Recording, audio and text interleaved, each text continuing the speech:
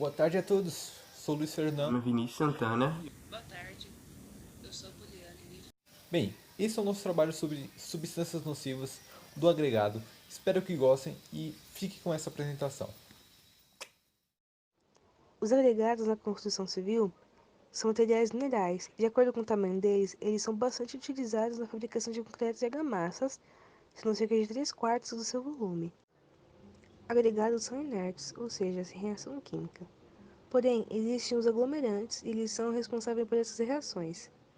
Além dos aglomerantes, existem substâncias que afetam as reações, sendo de resistência, hidratação, etc. São essas reações que transformam a mistura dos materiais em argamassa e concreto. As substâncias maléficas devem ser analisadas com controle de qualidade. São chamadas de substâncias nocivas e será sobre ela que iremos falar no nosso trabalho. Substâncias nocivas. As substâncias nocivas que os agregados miúdos e graúdos podem conter devem ter seus teores de umidades limitados de maneira a não prejudicar a qualidade das argamassas e concretos.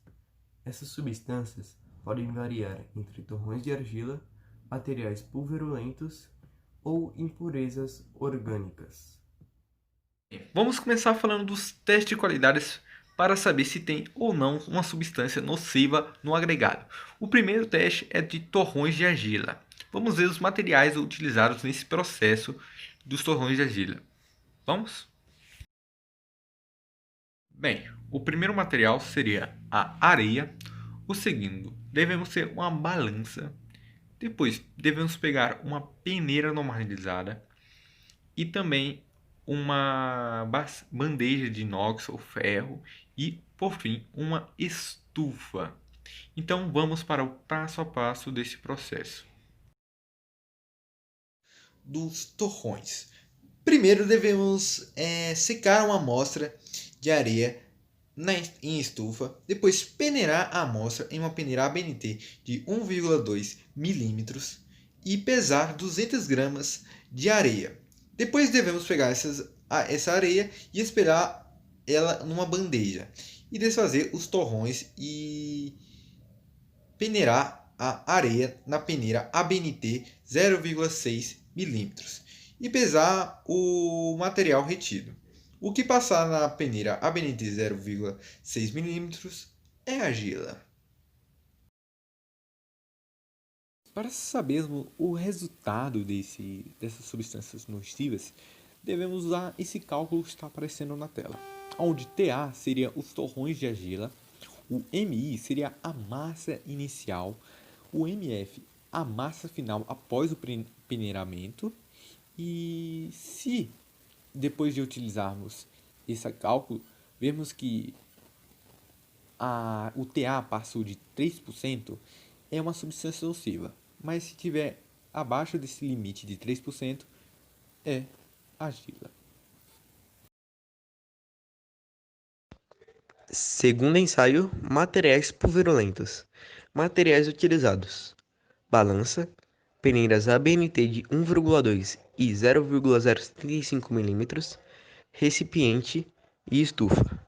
Procedimentos: pesar 500 gramas de areia seca em estufa, colocar a amostra no recipiente e cobrir com água, agitar e despejar a água na peneira ABNT de 0,075 milímetros, recuperar o material retido e repetir o processo até que a água se torne limpa. Resultado: para calcular a quantidade de materiais pulverulentos presentes na areia, usa-se a fórmula: material pulverulento é igual a massa inicial menos a massa da amostra seca em estufa após o processo de lavagem sobre massa inicial vezes 100. Ao fim, o índice de material pulverulento estará acima do limite estabelecido.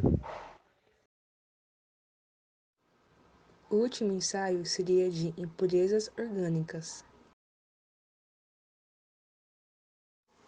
O material utilizado é balança, frasco de Elmer, tubo de ensaio, funil, proveta e papel filtro.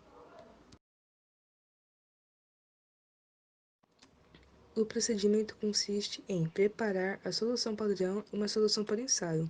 Agitar a solução preparada para o ensaio contendo areia e deixar repousar por 24 horas.